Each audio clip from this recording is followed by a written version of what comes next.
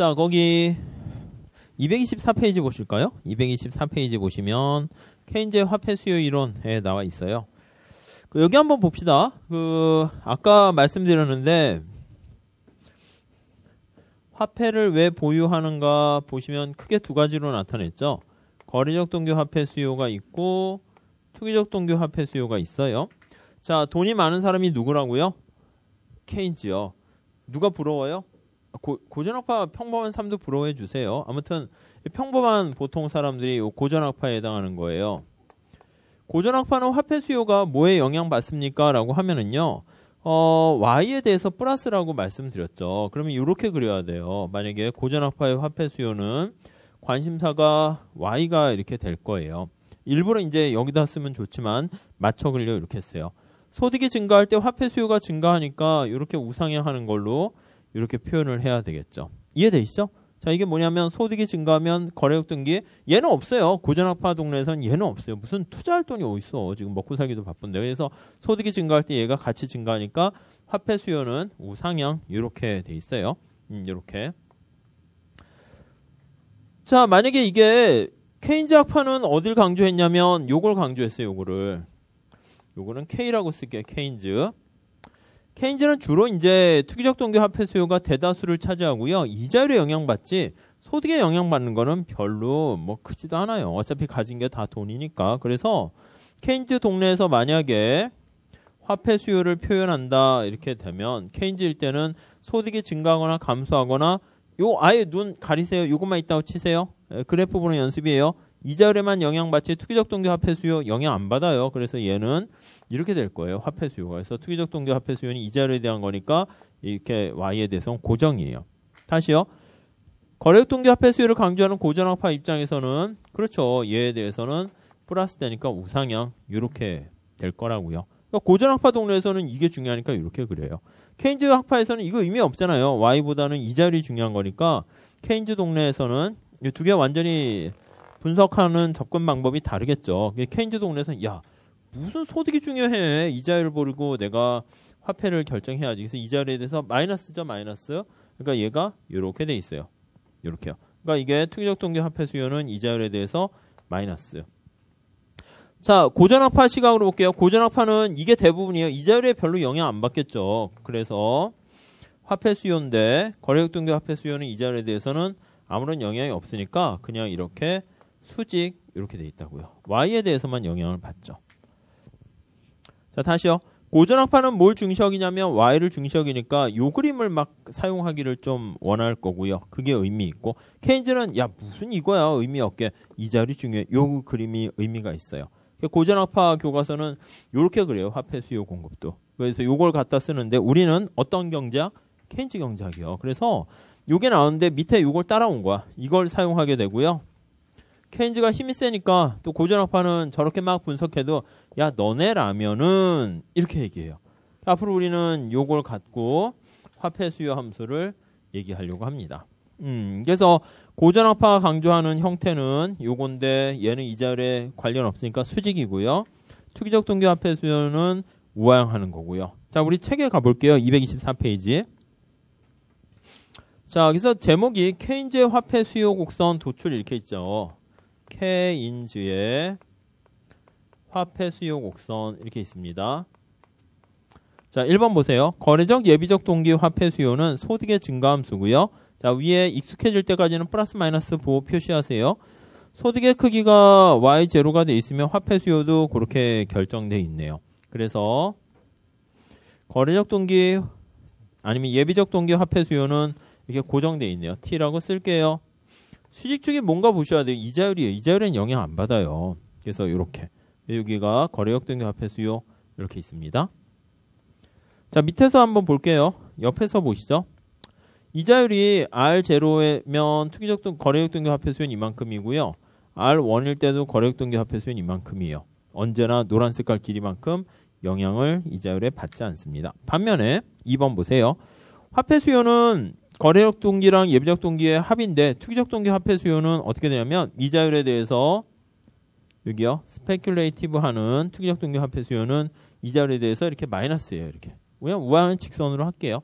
그래서 여기가 투기적 동기 화폐 수요, 이자율에 대해서 마이너스 이자율 이렇게 있습니다. 그래서 똑같이 보시면 이자율이 R0로 고정돼 있어요. R0로 고정돼 있으면 이만큼 투기적 동기 화폐 수요가 이렇게 있다가 이자율이 떨어지게 되면은 R1으로, 그러면 투기적 동기 화폐 수요는 이만큼 증가한다라는 거 알 수 있네요. 자, 이 그래프는 옆으로 봐야 돼요. 이자율이 이제 어떤 기준이 되는 거니까. 자, 그래서 밑에 C번 그림 볼게요. 사회 전체적 화폐 수요는 어떻게 됩니까? 하면 요거 두 개를 더하는 거예요. 얘는 거래적 동기고 얘는 투기적 동기고요. 이거 두 개를 버무려 가지고요. 이쪽에다가 이렇게 표현해서 나타내려고 합니다. 그래서 그림을 옆으로 쭉 더하게 되면 여기는 거래적 동기 화폐 수요랑 투기적 동기 화폐 수요를 같이 더해요. 자, 이자율이 R0다라고 하면 그냥 그래프 연습하시죠. R0면 거래적 동기 화폐 수요가 이만큼 있고 R1일 때도 거래적 동기 화폐 수요가 이만큼 있고, 그러니까 우리 책에 뭐라고 그랬냐면 시장 전체 화폐 수요는 투기적 동기 화폐 수요를 거래적 동기 화폐 수요 저만큼 오른쪽으로 우측 이동시킨다, 그렇게 표현이 돼 있네요. 그래서 여기 보시면 이게 두 개 더한 게 이렇게 그냥 우화형하는 걸로 할게요. 거래적 동기, 투기적 동기 이렇게 보시면 돼요. 그래서 뭐 직선을 할까요? 이것도 그냥 우화형하는 이렇게 직선의 형태가 이렇게 되는 거 알 수가 있습니다. 그래서 굳이 얘기하면 투기적 동기 화폐 수요는 얘가 투기적 동기 크기죠. 투기적 동기 크기죠. 여기다가 투기적 동기 크기, 투기적 동기 크기 이렇게 더한 거. 그래서 이게 거래적 동기 더하기 투기적 동기. 자, 만약에 거래적 동기 화폐 수요는 이자율에 영향 안 받으니까 기울기가 수직이에요. 근데 투기적 동기 화폐 수요가 이자율에 마이너스니까 시장 전체도 얘 투기적 동기 화폐 수요 때문에 얘가 우하향한다, 이렇게 보시면 되겠어요. 수직축의 이자율을 기준으로 평면을 놓고 봤을 때 그렇게 그림을 그리게 되는 거죠. 그래서 밑에 2번에 나와 있는 그 내용하고요. 밑에 그림만 좀 보시면 돼요. 그래서 아무튼 결론은 우하향한다, 이렇게 보시면 되겠습니다. 225페이지 가볼게요. 자, 그래서 케인즈 화폐 수요는 어떻게 됩니까? 하면은 책에서는 그냥 한꺼번에 합쳐져 있어요. 여기서 Y에 플러스 R에 마이너스 돼 있는데 그냥 이렇게 쪼개서 쓰는 게 좀 더 유용할 것 같아요. 그래서 여러분들 쪼개서 쓰시고요. 4번에 보시면 구체적인 화폐 수요 식을 표현했는데 그냥 다시 한번 정리해 볼게요. 화폐 수요는 거래적 동기 화폐 수요 더하기 투기적 동기 화폐 수요 이렇게 나와 있고요. 책에서는 그거를요 식으로 표현했어요. 거기 보시면 실질적인 걸로 한다고 이제 P로 나눠준 건데 우선 그건 뺄게요. 자, K에 대해서는 플러스니까 KY 이렇게 썼고요. 이자율에 대해서는 마이너스죠. 마이너스니까 HR 이렇게 썼네요. 그래서 요거 그대로 그냥 보시면 되겠습니다. 자, 얘에 대해서는 플러스니까 K 앞에 부호가 플러스고 얘 마이너스니까 H가 양수면 앞에 마이너스, 이자율에 마이너스 관계다, 이렇게 보시면 되겠어요. 이렇게 하면 이제 로그 씌우게 되면 이 앞에 있는 개수 있죠. 요거 K가 소득 탄력성, 얘가 이자율 탄력성, 그런 특성을 지니기도 합니다. 자, 아무튼 이렇게 나타낸 거 보시고 우리는 위에 걸로 그냥 쓸 거예요. 이렇게 수식으로 하는 거는 그 다음입니다. 자, 2번 봅시다. 화폐 수요 곡선의 이동 보시죠. 소득이 변화하면 거래적 화폐 수요가 증가 또는 감소하게 되니까 어떻게 보셔야 돼요? 여기 보세요. 이자율이 변하면 우리 뭐예요? 수요 공급에서 곡선 상에서 이동인 거 아시죠? 그쵸? 그 재화의 가격이 변하면, 왜냐하면 이자율이 떨어졌을 때 거기 대응되는 화폐 수요를 연결한 거니까 그렇게 도출했으니까 이자율이 변하면 곡선 상의 이동인데 이자율 이외에 다른 요인이 변하면 곡선 자체가 이동인 거예요. 아시겠죠? 자, 그래서 자, 여기 다시 정리할게요. 1번 이자율이 하락하게 되면 화폐 수요 곡선상에서 이동을 하게 되는 것이고요. 반면에 소득이 증가한다고 할게요. 그러면 화폐라는 말 일부 뺐는데 수요 곡선 자체가 이동을 합니다. 근데 왜 이동합니까 하면 거래적 동기 화폐 수가 증가해요. 그래서 이쪽으로 오시면 소득이 증가하면 얘한테는 영향을 안 미치죠. 소득이 증가하면 얘한테는 영향 안 미치는데 얘한테는 영향 미쳐요. 그러니까 내가 거래적 동기 화폐 수가 많아지게 되니까 이게 우측 이동하게 되면 여기가 우측으로 쫙 밀려서 이게 우측으로 이렇게 이동하게 돼요. 그래서 얘가 자체 이동하는데 우측으로 이동, 이렇게 보시면 되겠네요. 이게 이제 수요 공급 곡선 얘기하는 거니까 그거 그대로 활용하시면 돼요. 다시 2번 볼게요. 1번 보시면 소득이 변하면 곡선 자체가 이동하고 이자율이 변하면 곡선 상에서 이동한다. 그렇게 보시면 될 것 같습니다. 자, 특징 몇 가지 좀 볼게요. 1번. 자, 거래적 동기 화폐 수요랑 예비적 동기 화폐 수요는 화폐 매개적 변수 기능 밑줄 치시고요. 거래를 위한 동기죠. 거래를 위한 동기는 우리가 일상생활의 거래, 그게 막 갑자기 늘었다 줄었다 하거나 그러지는 않아요. 그래서 상당히 뭐 안정적이다 이렇게 보시면 돼요. 그래서 2번에 볼게요. 거래적 화폐 수요는 이자율에 영향 안 받기 때문에 안정적 이렇게요. 그렇죠. 하루에 돈 쓰는 거는 얼마 이렇게 정해져 있죠. 근데 반면에 오른쪽에 나와 있는 투기적 동기 화폐 수요는 이자율에 영향 받아요. 금리가 좋을 때랑 나쁠 때 돈이 확 쏠렸다 확 갔다 이렇게 되니까 이거는 약간 불안정적이다 이렇게요. 이자율에 대해서 늘었다 줄었다가 크게 영향을 미치는 것이죠. 그래서 이번에 다시 보시면 투기적 화폐 수요는 가치 저장 기능이고요. 그걸 늘릴까 불릴까 그런 얘기고요. 이번에 다시 보시면 투기적 화폐 수요는 개인의 예상이 사람마다 다를 수 있어요. 그래서 매우 불안정하다 이렇게 보시면 되겠습니다. 자, 다시요. 여기로 봅시다. 거래역 동기 화폐 수요를 강조한 쪽이 누구라고요? 저 왼쪽에 보면 고전화폐예요. 그렇죠. 거래를 위한 수단이니까 교환의 매개. 투기적 동기 화폐 수요를 강조하는 쪽이 케인즈예요. 그러니까 여기서 더 가게 되면 어떻게 됩니까? 하면 고전화폐는 화폐 수요가 안정적이다 이렇게 얘기를 하는 거고요. 왜냐하면 얘는 거의 없다고 보시면 돼요. 미미하다고 생각하시면 돼요. 그냥 없다 이렇게 생각하시면 돼요. 극단적으로. 반면에 케인즈 학파는 아까 얘기했잖아요. 거래를 위한 건 전체 300억 중에서 30억밖에 안 되니까 대부분 돈이 여기에 쓰인다니까요. 그러니까 이자율에 대해서 내가 뭔가 투자할까 말까 영향 미치니까 화폐 수요가 불안정적이다. 이렇게까지도 얘기를 할 수가 있게 되겠네요. 우선 그 정도만 살짝 체크하시고요. 자, 그래서 이제 3번, 4번 이렇게 나와 있고 4번에 보시면은요. 케인즈 화폐 수요에서는 이자율에 따라서 화폐 수요가 크게 변하기 때문에 그래서 화폐 유통 속도가 불안정적이다. 그렇게까지 얘기할 거예요. 그래서 나중에 그게 ISLM 뭐 그런 거에도 영향을 미치게 돼요. 자, 넘어갈게요. 자, 226페이지 가보시면은요. 위에 일반적인 화폐 수요에 관한 여러 가지 상황 나와 있는데 그거는 저것만 한번 보시면 될 것 같습니다. 그 맨 마지막에 피셔 효과 있죠? 그것만 그냥 별표해서 암기해 두세요. 이제 보통 이제 구매력 하게 되면 이제 사람들이 의사결정할 때 진정한 거는 뭐냐면 거기 I라고 하면 그게 명목이자율이고요. R이라고 하면 그 실질이자율이에요. 그래서 별표를 하시면 저는 대문자로 쓸게요. 눈에 확 좀 드러나는 것 같아서 명목, 약간 뻥튀기. 그래서 스몰 R에다가 물가 상승률 이렇게 보시면 되겠어요. 그래서 얘는 실질 이자율 이렇게 보시면 되겠고 진짜 이자율이에요. 의미 있는. 얘는 명목 소득 비슷하게 이게 명목 화폐 가치로 나타낸 이자율이에요. 이자율 이렇게 보시면 되겠어요. 자, 실질 다시 볼게요. 실질이라는 것은 레알이라고 그랬죠. 진짜라고 그랬죠. 그래서 이게 상품 개수로 나타낸 실질 소득 이게 상품 소득이에요. 그래서 상품으로 표시한 레알이에요. 진짜 이자율이고 명목은요. 이거 화폐로 표시한 이렇게 보시면 돼요. 화폐 이자율 이렇게 보시면 되겠어요. 화폐 이자율. 그렇죠? 자, 물가 상승률이 없으면 인플레이션율인데 이게 없으면 명목과 실질이 똑같아요. 다시 명목 이자율 한번 볼게요. 명목 이자율은 내가 100만 원이 있어요. 100만 원인데 1년 후에 110만 원을 받았다고 할게요. 그 이제 100만 원에다가 플러스 10만 원을 더 받은 거죠. 덧붙여가지고 그 10만 원이 이자가 되고 100만 원에서 10만 원이니까 그 이자율은 10% 이렇게 된다고요. 100만 원에다 10만 원 이렇게 쪼개서 보시면 돼요. 실질 이자율은 뭐냐면 이제 컴퓨터 아니면 보통 돼지나 뭐 이렇게 가축을 빌려줬어요. 10마리를 빌려줬는데 1년 후에 걔가 11마리를 가져왔어요. 새끼를 쳐가지고요. 그래서 이게 10마리 더하기 1마리. 그럼 여기서는 요 1마리가 돼지 1마리 추가적으로 더 얻게 된 그게 실질 이자율이다. 이렇게 보시면 돼요. 두 개 간에 괴리가 발생할 수가 있는데 우선 요 식은 좀 알고 계셔야 돼요. 인플레이션율이 영향을 미치게 되는데요. 자, 그래서 밑에 그 피셔 효과만 잘 보시면 될 것 같고요.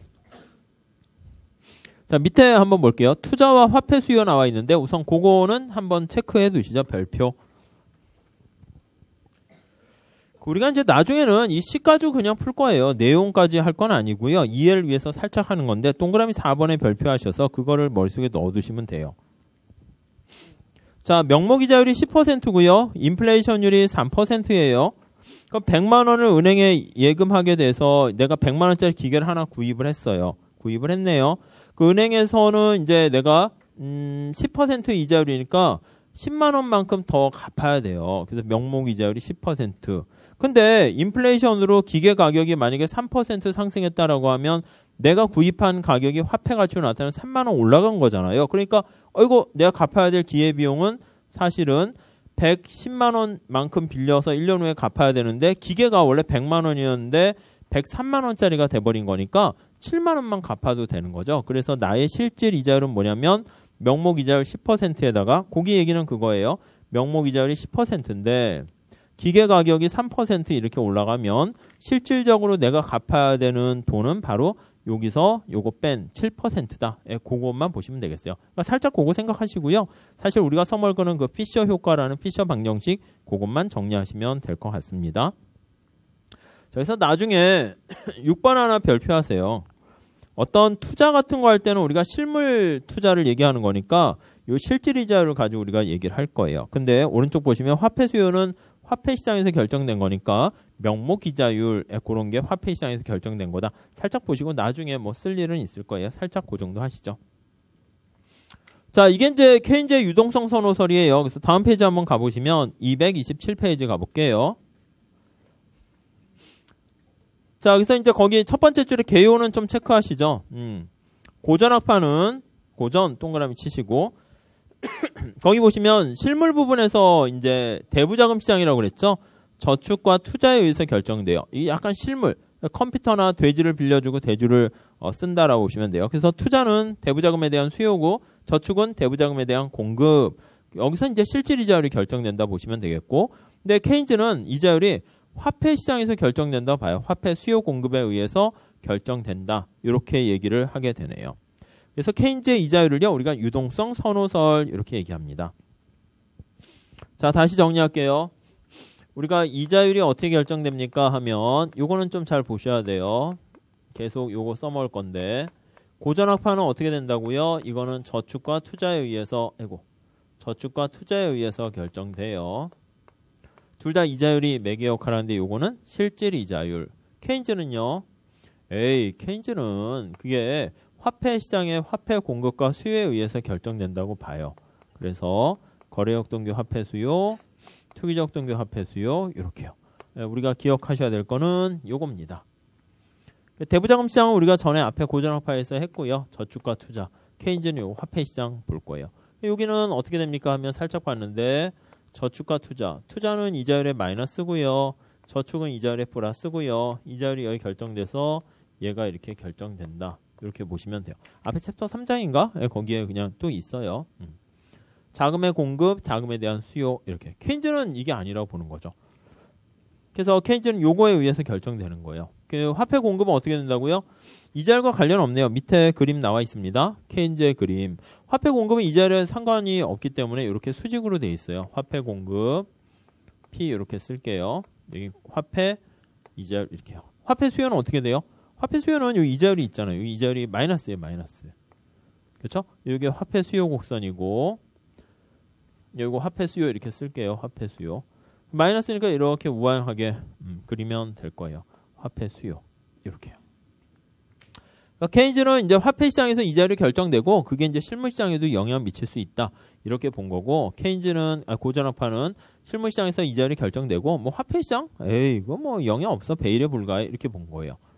자, 우리가 앞으로 분석할 때는 어떤 쪽으로 가야 됩니까 하면 고전학파는 이런 거 싫어한다니까요. 근데 어쩔 수 없어요. 우리는 케인즈학파의 경제학을 배우는 거예요. 그래서 문제 풀 때도 암묵적으로 이제 골고루 다 봐야 되는데 물어보진 않지만 우리 책도 그렇고 이제 흐름 방식이 케인즈 경제학으로 하는 거니까 앞으로 그림 그릴 땐 요걸 가지고 이제 쫙 그림으로 끌고 가서 ISLN까지 하고 그렇게 얘기를 할 거예요. 요걸 그림으로 끌고 갈 겁니다.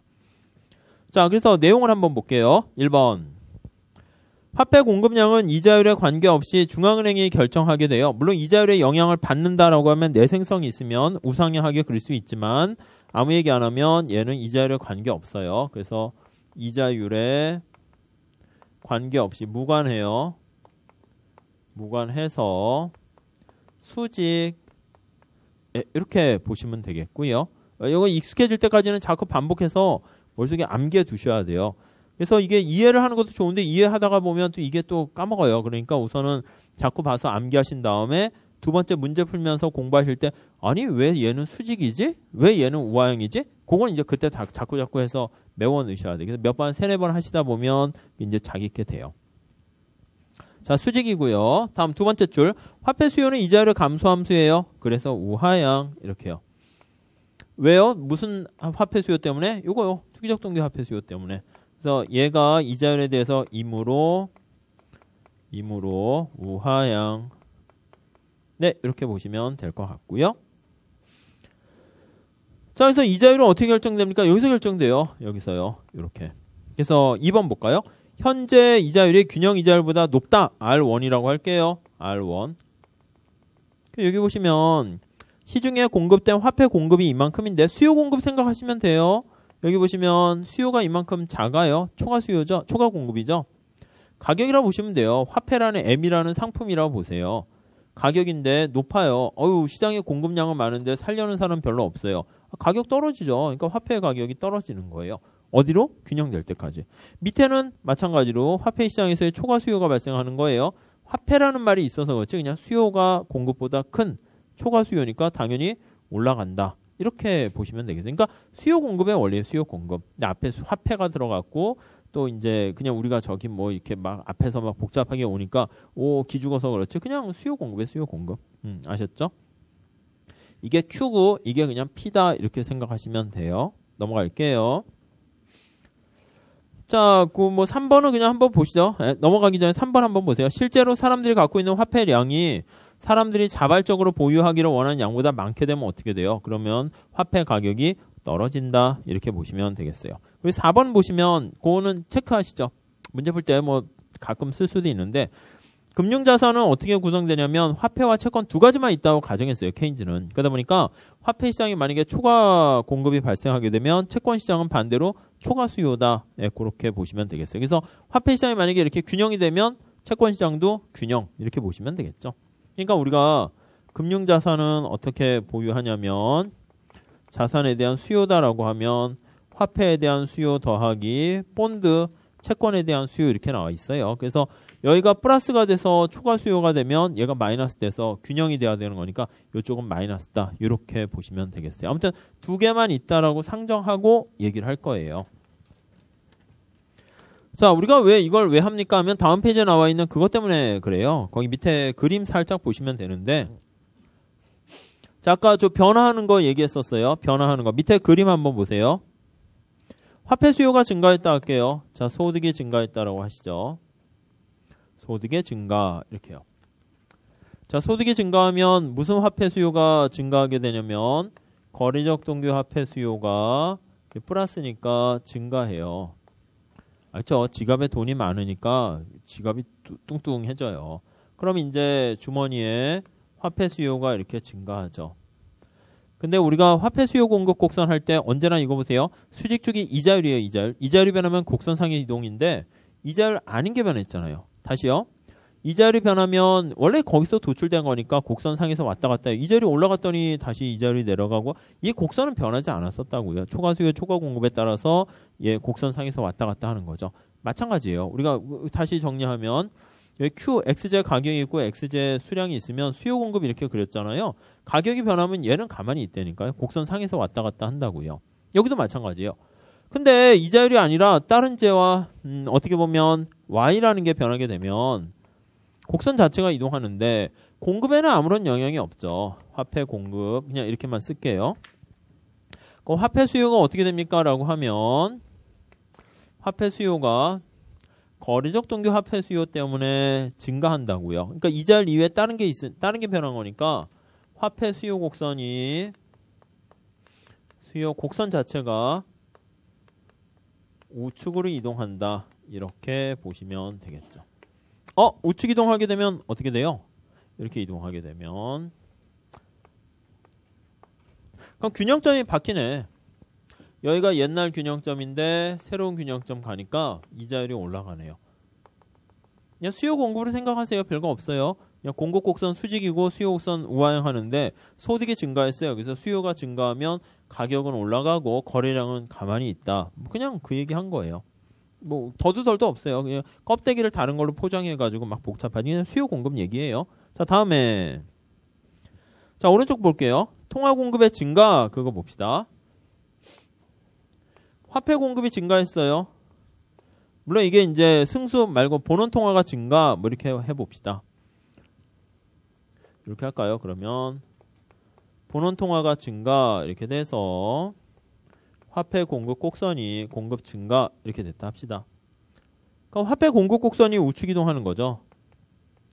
화폐 공급 곡선이 우측 이렇게 이동하게 돼요. 그렇죠? 자, 밑에 오른쪽 그림 잘 나와 있습니다. 여기다 그릴게요. 자, 화폐 공급이 여기 아까 뭐라 그랬냐면 승수에다가 본원 통화 이렇게 돼 있어요. 그렇죠? 그리고 화폐 수요는 그냥 이렇게 돼 있다 합시다. 화폐 수요 이렇게요. 근데 본원 통화가 증가해가지고요. 통화량이 시중에 많이 이렇게 풀린 거예요. 그렇게 되면 화폐 공급 자체가 이렇게 우측 이동하네요. 공급량이 증가하네요. 그래서 얘는 새로운 M 이거는 승수에다가 승수는 가만히 있었나 봐요. H1 이렇게 된 거죠. 그럼 시중의 이자율이 어떻게 됩니까 하면은 시중의 이자율은 여기요. 0에서 1로 가니까 거래량은 증가하고 이자율도 낮아지게 되는 거 알 수가 있네요. 그렇죠? 우리가 나중에 이제 주로 어떤 걸 할 거냐면 둘 다 보긴 하는데 금융 정책은 바로 이걸 얘기하는 거예요.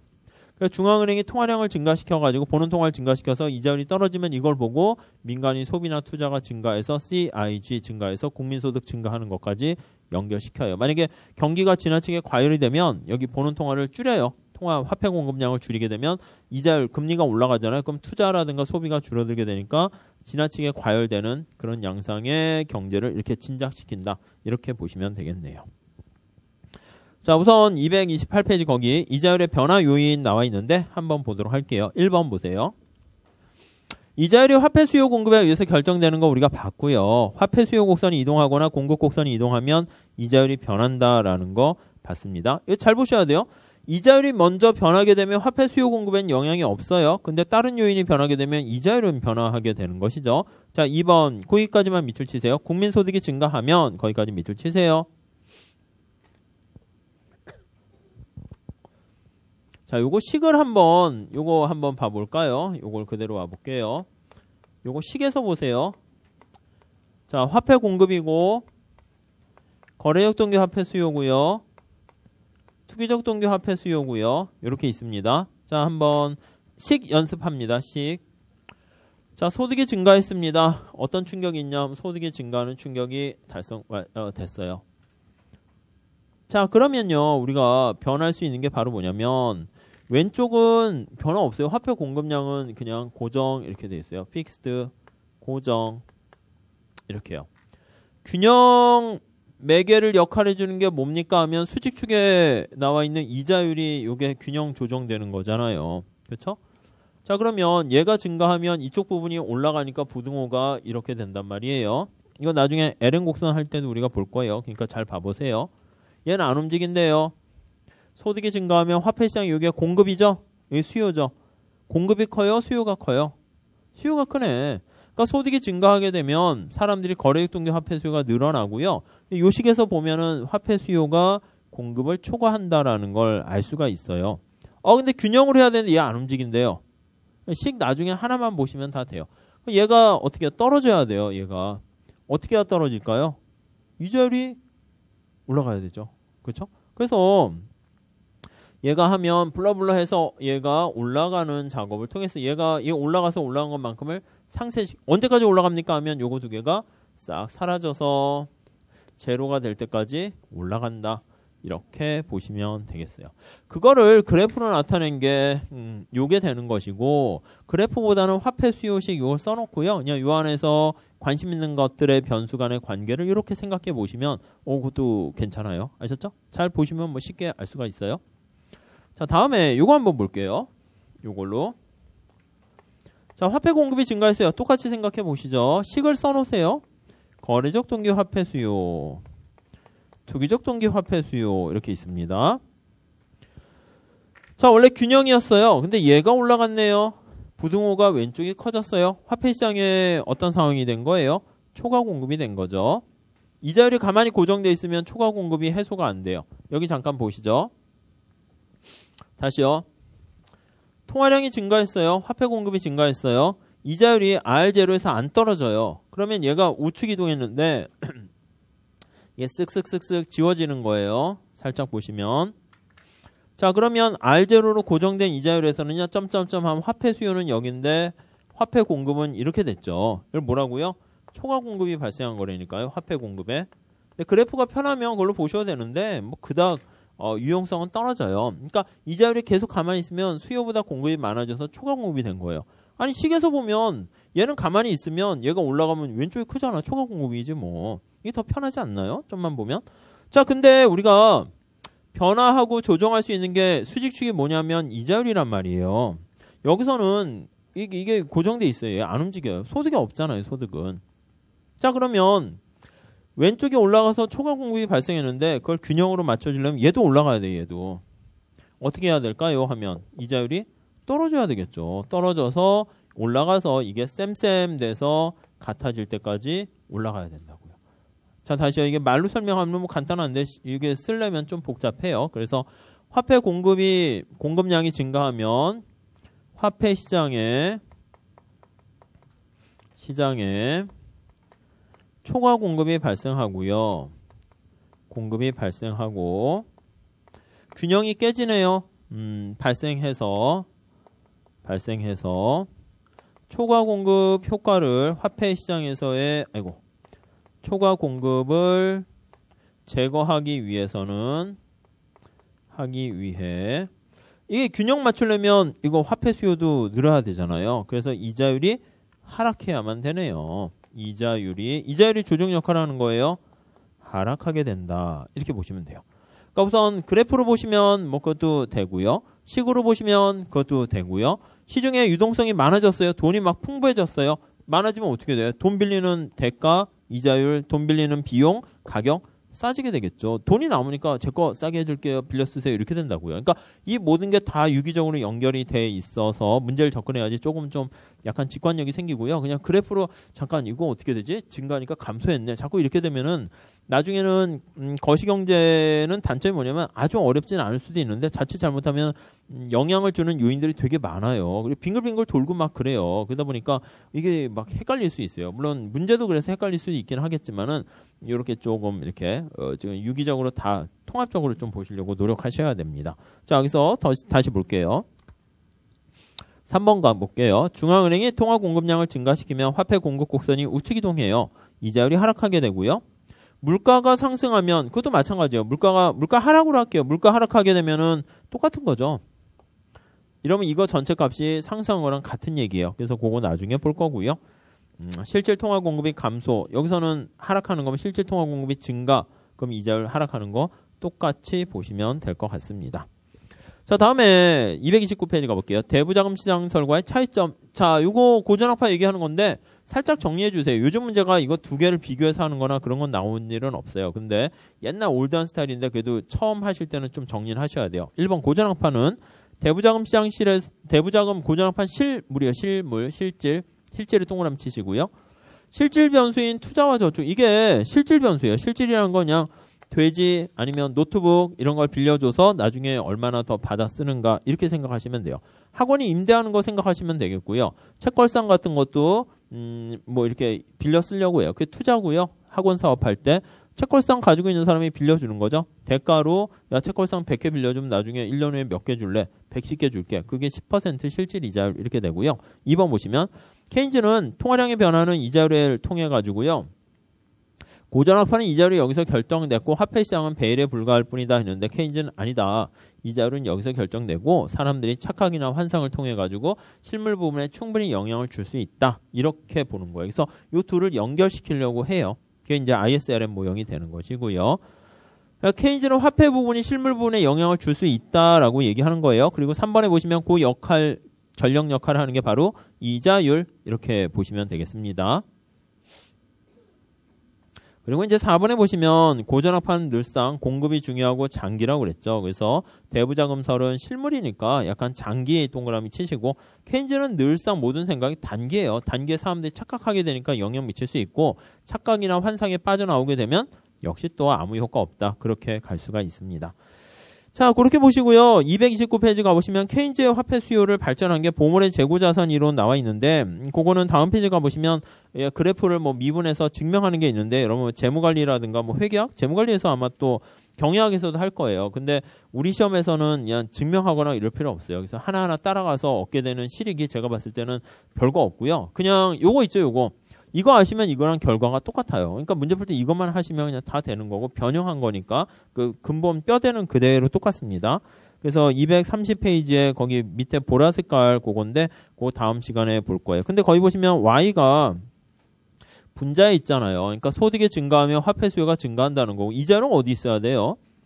밑에 있어야죠. 이자율과 화폐 수요는 감소함수니까. 거기다가 B라는 무슨 뭐 거래 비용 하나가 더 들어간 거예요. 거래 비용이 자꾸 들어가요. ATM기 뽑을 때 수수료가 비싸요.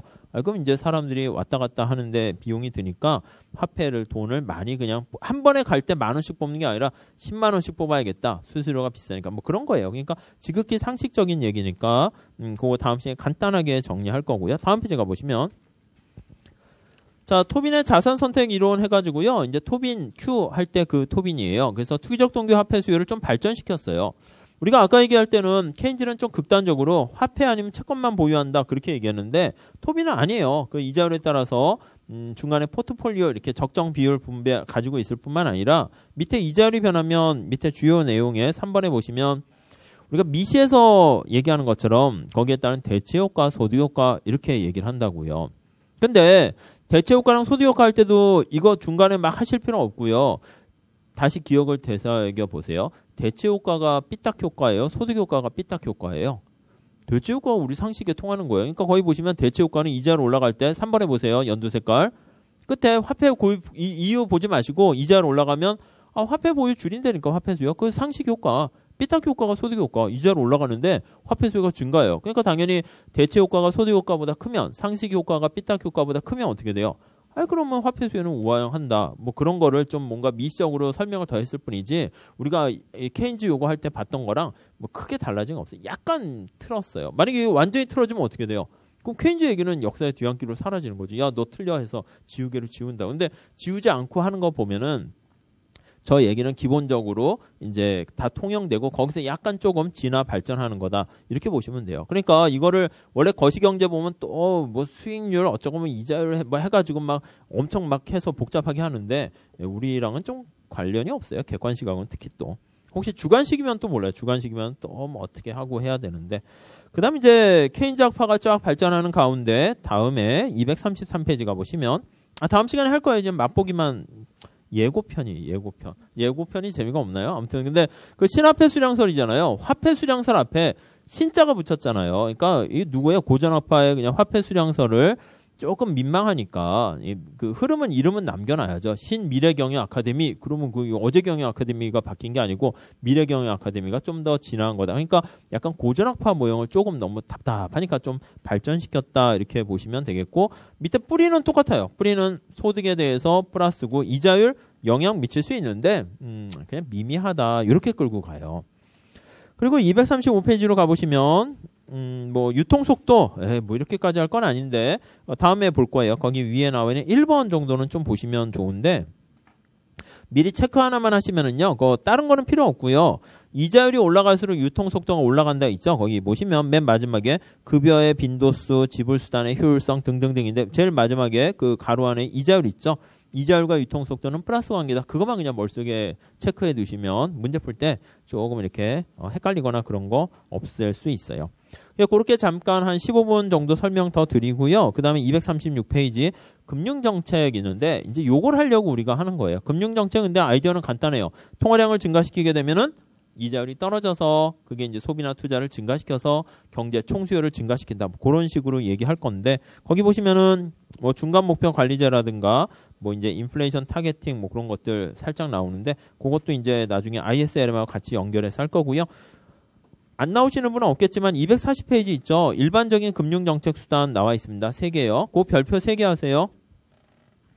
그것만 아시면 돼요. 사실 그것만 아시면 사실은 뭐 금융정책 관련된 거 딴 거는 그냥 안 보셔도 돼요. 그리고 오른쪽 241페이지 심층 연구가 아니라 이거는 이제 그냥 아셔야 돼요. 그래서 파급 경로 있죠. 금융 정책의 전달 경로라고 하는데 뭐 금리, 자산 가격, 환율, 신용 그런 경로가 있는데 뭐 그냥 어려운 얘기는 아니에요. 근데 그거 안에 세부적인 내용도 좀 보셔야 될 것 같아서 그것도 별표 3개 하시면 될 것 같습니다.